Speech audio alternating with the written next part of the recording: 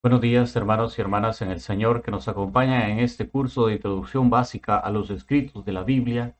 Hoy continuaremos con la lección número 20, adentrándonos ya de lleno a lo que son los profetas menores. Y lo vamos a contemplar en el nombre del Padre, del Hijo, del Espíritu Santo. Amén. Ven, Espíritu Santo, llena los corazones de tus fieles, enciende en ellos el fuego de tu amor. Envía, Señor, tu Espíritu Creador y se renovará la paz de la tierra. Oh Dios, que has iluminado los corazones de tus hijos con la luz del Espíritu Santo, haznos dóciles a tus inspiraciones para gustar siempre del bien y gozar de tu consuelo. Por Jesucristo nuestro Señor. Amén.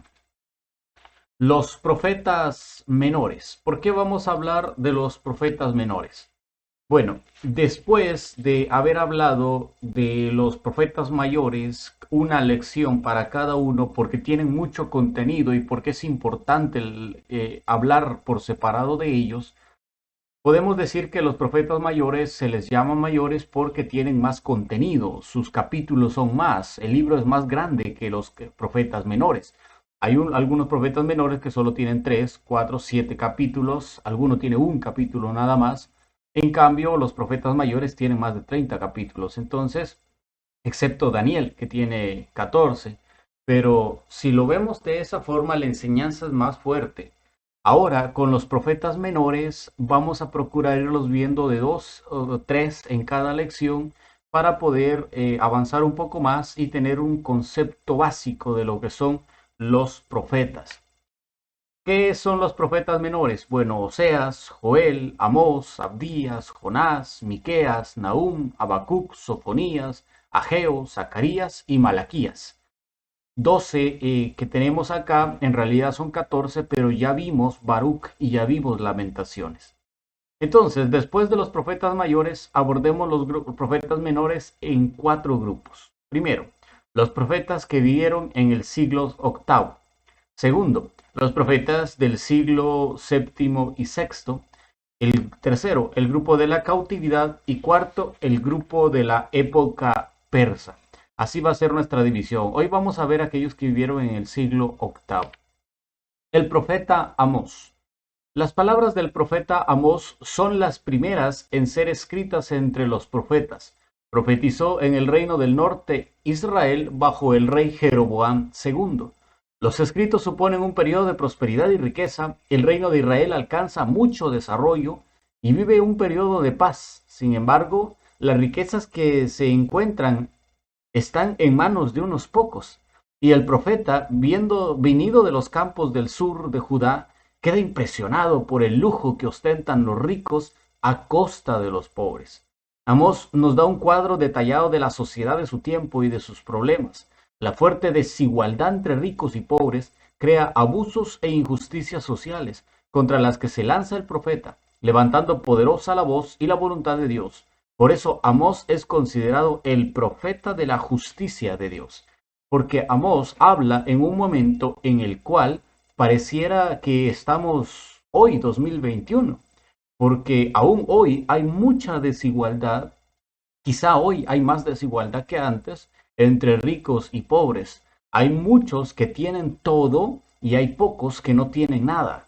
Hay muchos que tienen lo suficiente y hasta de sobra y cada vez quieren más y buscan la forma de conseguir más. No les importa no pagar lo justo, explotar en los horarios de trabajo, arriesgarse. No les importa eso. Lo que les importa es conseguir dinero y dinero y dinero. Y esa era la situación en la que vivía Amós, una situación en la cual el pobre no importaba, el pobre era dinero, era ganancias, y lo ponían a trabajar y lo explotaban, y él pues sí se conformaba porque no había de otra. Entonces, esta era la actitud que tenía el pueblo de Israel en ese entonces, en la época de Amós. Amós era un campesino, y su origen campesino influyó mucho en sus escritos, donde se ve claramente su gusto por el campo y el rechazo por el lujo y las condiciones de la vida en la ciudad. Dios lo saca de detrás del rebaño y lo envía al norte en Israel para profetizar. Su vocación es única, casi de tipo militar, seguida por una obediencia sin discusiones. Amós nunca desobedeció a Dios. Dios le decía que hiciera tal cosa y él inmediatamente lo hacía. No se hacía a un lado, sino que él estaba ahí atento a cumplir la voluntad de Dios. Amós es un pequeño libro de apenas 9 capítulos, uniforme y poderoso en su estilo y en su mensaje. Lo podemos dividir en varias partes. Vamos a dividirlo en 6 partes, en las cuales podemos encontrar un mensaje del profeta Amós. Primero, el Dios de Amós se caracteriza por su justicia. Es el Dios de la alianza, pródigo en sus dones hacia el pueblo, pero exigente para que se cumplan las promesas del hombre. Es el Dios de la alianza, y eso no debe de olvidarlo Israel. Porque si ellos dijeron, nosotros seremos tu pueblo y tú serás nuestro Dios, y todos en el Éxodo dijeron, amén. En el Deuteronomio se le enseñaba a sus hijos, repetirás esto todos los días de tu vida, y se lo enseñarás a tus hijos mientras vayan de casa, estén en casa, mientras vayan de viaje, mientras salgan, lo repetirás. Entonces el pueblo estaba consciente de eso. Y dice Dios, yo soy ese Dios de la alianza, pero exijo que se cumpla la alianza. No pueden ustedes estar en contra de la alianza. Amós invita precisamente a su pueblo a profundizar y cumplir la alianza hecha con Yahvé, Dios Señor de todos los pueblos. ¿Por qué? Porque puede ser que yo solo aparente cumplirlo, pero en el fondo no estoy cumpliendo nada. Por eso Amós invita no solo a leerlo, sino a profundizar en la alianza. ¿Qué es lo que me está haciendo falta para cumplirlo? Y tercero, solo un cambio radical de vida puede salvar a la nación. El profeta amenaza con la llegada del día de Yahvé, día terrible en que Dios pondrá las cosas en su lugar, día de castigo y día de la justicia de Yahvé. Sin embargo, Amós cierra sus amenazas con palabras de esperanza mesiánica. Habrá un resto de Israel compuesto por justos y una restauración nacional en torno a un descendiente de David. Y es que nadie puede decir que cumple realmente la voluntad de Dios si no hay una conversión radical, si no hay un cambio de vida total, alejarse totalmente del pecado, como nos enseñará la iglesia, alejarse completamente de lo malo y buscar hacer lo que Dios manda, buscar hacer lo que Dios ha designado para nosotros en nuestra vida. Solo cuando pase eso, entonces podremos decir que ha habido un cambio radical en nuestra vida. Y Amós nos dice a nosotros, tengan cuidado, porque va a llegar un día terrible, va a llegar un día del juicio de Dios, va a llegar un día que será de castigo, porque ustedes no han querido hacer caso. Pero va a haber un resto de Israel, que serán justos, que se van a salvar, y ellos no estarán sujetos a la justicia divina, porque ellos han sido buenos, han sido justos. Amós nos invita a ser nosotros parte de ese resto de Israel, de ese resto de aquellos justos en este mundo tan corrompido en el que vivimos. Cuarta cosa que nos habla el libro de Amós, los pecados del pueblo. Amós pone en evidencia los crímenes de los pueblos de Israel y de los individuos. De Israel denuncia especialmente los pecados contra la ley divina de la alianza y contra la justicia. Venden al justo por dinero, el rico explota al pobre, acumulan riquezas, de los individuos denuncia la corrupción, las divisiones, la explotación, el culto exterior, el orgullo. Todos los males que si ustedes analizan el libro de Amós, nos damos cuenta de que es lo mismo que estamos viviendo. Hoy explotan al pobre, pagan pocos salarios, hacen trabajar bastante fuerte, no remuneran como tal, quizá no pagan las horas extras como deberían de pagarlas, explotan a los empleados, los hacen trabajar de más, no les dan bonificaciones, les hacen pagar sus propios uniformes, tantas cosas que podemos escuchar nosotros en las noticias, verlas en la televisión, escuchar testimonios de trabajadores que tienen un horario demasiado apretado, que sus patronos no les pagan lo que tienen que pagarles, que los hacen trabajar cosas que no deberían de trabajar. Tantos testimonios que escuchamos y es lo mismo que vemos en la época de Amós. Un pueblo que está más dado al dinero, que está más dado al culto exterior. Ah, pero estos grandes señores, usted los ve en la iglesia, usted los ve en la misa. Ahí están en la misa y hasta comulgan. Van a la iglesia, no, ellos no faltan el domingo, pero más sin embargo explotan al pobre. Entonces no hay una conversión real y entonces el profeta Amós se encarga de mostrarles cuáles son sus pecados y cuál será la culpa que tendrán que pagar. ¿Por qué va a venir lo que dice en la quinta parte? El día de Yahvé. Contra tanta corrupción e hipocresía, por primera vez en la literatura profética, Amós habla del día de Yahvé. Para el profeta es el día de la justicia de Dios, en el que pedirá cuentas al pueblo y el castigo será inevitable.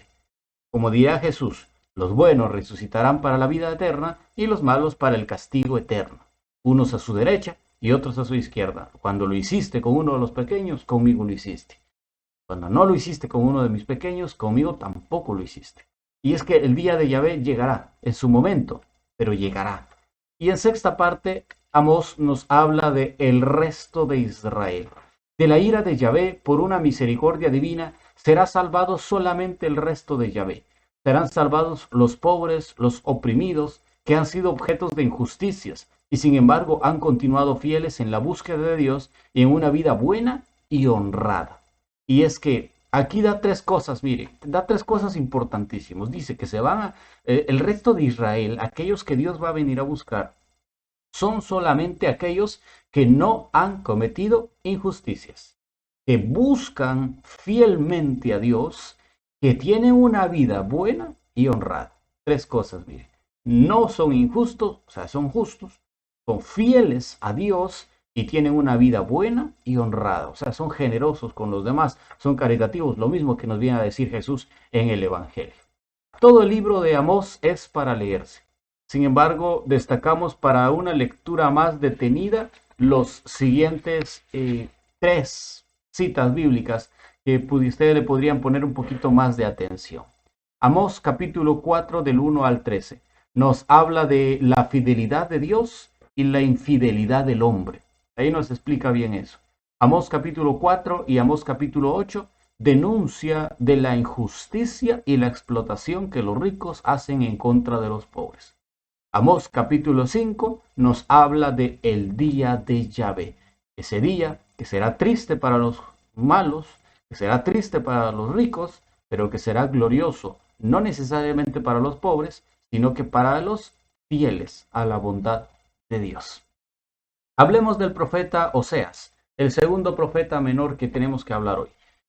Oseas ha pasado a la historia como el profeta engañado por su esposa, a la que, a pesar de todas sus infidelidades, no dejó de amar. Su vocación divina está vinculada con la vida íntima sentimental de Oseas. El profeta vive una profunda experiencia en el fracaso matrimonial y descubre en ello un significado profético y simbólico. Así que Oseas, más que con palabras o imágenes, profetiza con su propia vida y con las desavenencias de su amor por Gomer, su mujer.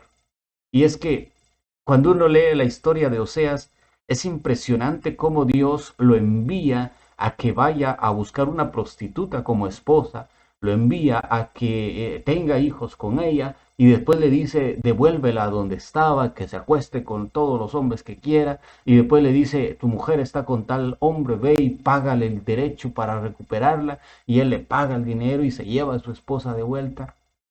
Es increíble cómo esta historia, que para nuestros ojos de hoy en día quizás un poco escandalosa, por cuestiones del adulterio y de la fornicación, pero es increíble cómo Dios utiliza estas imágenes para mostrar su amor por el pueblo, que es tan fuerte que perdona cualquier infidelidad, y el falso amor del pueblo de Dios, el falso amor de los hombres y de las mujeres que traicionan a Dios en cualquier momento y en cualquier instancia. Es impresionante cómo Dios utiliza la historia y esta del profeta Oseas, la vida del profeta Oseas, para poder darnos una tremenda enseñanza. El libro de Oseas abarca 14 capítulos. Se pueden distinguir dos partes. La primera parte, vida conyugal de Oseas y su iniciación profética, del capítulo 1 al capítulo 3. La segunda parte, reproches, amenazas e invitaciones a la conversión, del capítulo 4 al capítulo 14. Oseas es el profeta del amor, el amor de Dios traicionado por su pueblo, por el hombre, a quien tanto ha amado, desde la propia experiencia. El profeta profundiza con rara maestría la conducta de Dios, misericordioso, lento en la ira, rico en perdón y fidelidad. Oseas llama a Yahvé unas veces Padre, cuando se trata de recordar el pasado, y otras veces Esposo, cuando se trata de recordar el presente y el futuro. La experiencia matrimonial del profeta y la experiencia del amor entre Dios y el pueblo en un cierto punto se confunden. Y es lo mismo Yahvé, que clama como esposo traicionado hacia su pueblo amado. Y es que Dios siempre va a pedir que su pueblo, que aquel que él ama, que supuestamente dijo amarlo, le demuestre realmente, le demuestre que lo ama, le demuestre que está ahí con él. No es solo de decir, sí, Señor, yo te amo, no, demuéstramelo, sé fiel a la alianza, sé fiel a la alianza, y si eres fiel a la alianza, entonces yo seré fiel también a ti. Y esto es algo que Oseas realmente profundiza bastante. Yahvé recuerda el tiempo ideal del amor con su pueblo en el desierto, cuando lo enriqueció con la alianza, cuando hizo con él un matrimonio perpetuo, pero pasada la luna de miel en el desierto, Israel progresó en infidelidades, abandonando a su Dios, traicionándolo y olvidándolo. Con este no pueblo mío del capítulo 2, el esposo divino amenaza con tragedias y destrucciones, pero el esposo fiel y bueno castiga para corregir y convencer a su amada a volver a él. Por eso el tema de la conversión es muy frecuente en Oseas. El pueblo volverá atraído por el amor fiel del esposo en el desierto y se volverá a establecer una nueva alianza de amor basada sobre la fidelidad. Oseas, el profeta del amor traicionado, del celo y del perdón, es también profeta de la esperanza. Toda traición humana al amor de Dios tiene esperanza de perdón y de una nueva oportunidad para ser fiel al Señor. Sin lugar a dudas, Dios habla muy bien y utiliza todo lo que ya pasó. ¿Se acuerdan cuando los saqué de Egipto? ¿Se acuerdan que ustedes estaban prisioneros y yo los saqué? Los liberé de los egipcios, hice que pasaran el mar rojo. ¿Se acuerdan que en el desierto no los dejé morirse de hambre? Yo anduve con ustedes de día y de noche, en una nube de fuego, una columna. Yo acampé con ustedes, viví con ustedes. Cuando me pidieron de comer les mandé el maná. Cuando me pidieron carne les mandé las codornices. Cuando me pidieron agua hice que Moisés sacara agua de una roca. Todo lo que Dios dice, y al final el pueblo lo traicionó. Se fue con otros dioses, se olvidó de Dios, se prostituyó con falsos dioses. Y eso es lo que Dios le recrimina al pueblo, porque el pueblo fue tan bendecido y más sin embargo se hizo a un lado y no quiso hacerle caso a Dios. Pero Oseas dice, no se preocupen, porque Dios es un Dios de perdón, de esperanza, de misericordia, lento a la cólera y rico en misericordia. Es un Dios que espera una oportunidad del hombre para serle fiel al Señor y bondarle su perdón y enviarle su amor y su misericordia. Algunas páginas escogidas del profeta Oseas, vamos a hablar de 3. Oseas alcanza la cumbre del mensaje bíblico y son objeto continuo de meditación personal y litúrgica. Oseas capítulo 2 del 18 al 25 nos habla de la alianza nueva y universal en el amor. Para los que meditamos estas páginas, Dios abre el corazón a la esperanza. Si nuestra fragilidad es grande, más grande es el amor y la fidelidad de Dios. Más grande será eso. El Salmo 6, Oseas 6, perdón, en el capítulo 6, del 1 al 6, habla de un salmo penitencial. Junto a una linda oración penitencial, los demás versículos son una meditación sobre nuestra fragilidad humana. Y Oseas, capítulo 11, del 1 al 11, nos habla del amor misericordioso de Dios. Oseas canta el amor personal y misericordioso del Señor para su pueblo. Es quizá el mensaje más rico y sublime de todo el Antiguo Testamento. Pasemos ahora al tercer profeta, el profeta Miqueas. Miqueas era originario de Moreset, cerca de los Filistos, a la orilla de la llanura por donde pasaban todos los ejércitos de Asiria y Egipto cuando hacían sus ocupaciones. Conocía los sufrimientos y la destrucción de la guerra y también la explotación del pobre en tiempos de paz. Fue un valiente defensor de los oprimidos y explotados. Tiene el mérito de haber resumido en Miqueas 6:8, en un solo versículo, toda la predicación de sus contemporáneos: la justicia de Amós, el amor de Oseas y la humildad de Isaías. El libro de Miqueas tiene unas profecías en las cuales denuncia la explotación de los pobres, el culto exterior sin alma y vacío, los falsos profetas, y se hace vigorosa voz de Dios en el juicio y condena que esperan a Israel y Judá por sus injusticias y su pecado. También como Amós e Isaías, lleva a su pueblo su palabra de esperanza mesiánica. Es suya la famosa profecía del nacimiento de Jesús en Belén de Efetá, en Miqueas capítulo 5. Cuando le preguntan a Herodes, cuando mejor dicho, Herodes le pregunta a los estudiosos, ¿dónde tenía que nacer el Mesías? Ellos le dicen, dice la Escritura, y tú, Belén de Efratá, no eres la más pequeña entre las naciones, porque de ti nacerá uno grande que gobernará las naciones. Esa famosa profecía que se cumple en Jesús es profecía del profeta Miqueas. ¿Cuál es su mensaje? Miqueas es el profeta del juicio de Dios. El profeta establece entre Dios y su pueblo como un proceso donde Yahvé es el juez y amonesta, procesa y condena el pecado y la explotación del pueblo. Inicia sus juicios condenatorios con una fórmula solemne. Escucha, Israel, estén atentos, dando a sus oráculos más solemnidades y fuerza. El juicio del profeta no siempre es amenazador. Cabe también escribir con el corazón del dolor de Dios frente a la ingratitud del pueblo. Ora e implora por la expiación de su conciencia y pide la conversión de su pueblo. El profeta no es nada más de decir cambien, sino que él llora, él siente el dolor, él ha vivido el dolor del pueblo, él ha vivido el sufrimiento y por lo tanto ora e implora que se le libre a él del pecado, que su conciencia esté tranquila, que puedan acercarse a la bondad de Dios. Él hace todo eso. Y es importante, como dice, si ustedes no cambian, si ustedes no se mejoran, si ustedes no cambian ese corazón, vendrá el juicio de Dios y entonces será duro para ustedes. También nos habla de unas promesas mesiánicas. Miqueas habla de esperanza a su pueblo. Con optimismo levanta el ánimo de Israel en la visión de un futuro lleno de paz y justicia instaurada por el Mesías. Pero también nos habla del resto de Israel. Otra vez vuelve a salir el resto de Israel. Y es una doctrina común en las profecías de los profetas.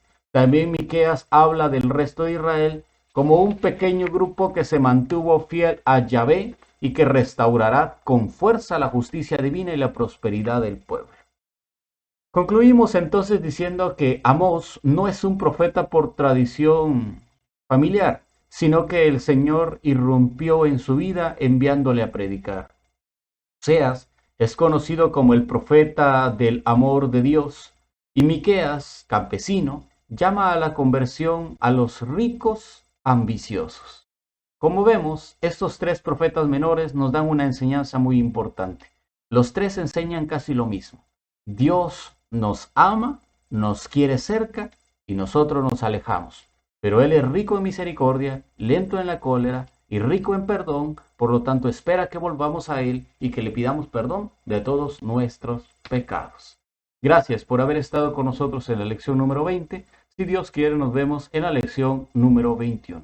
Ave María Purísima, sin pecado concebida, en el nombre del Padre, del Hijo, del Espíritu Santo. Amén.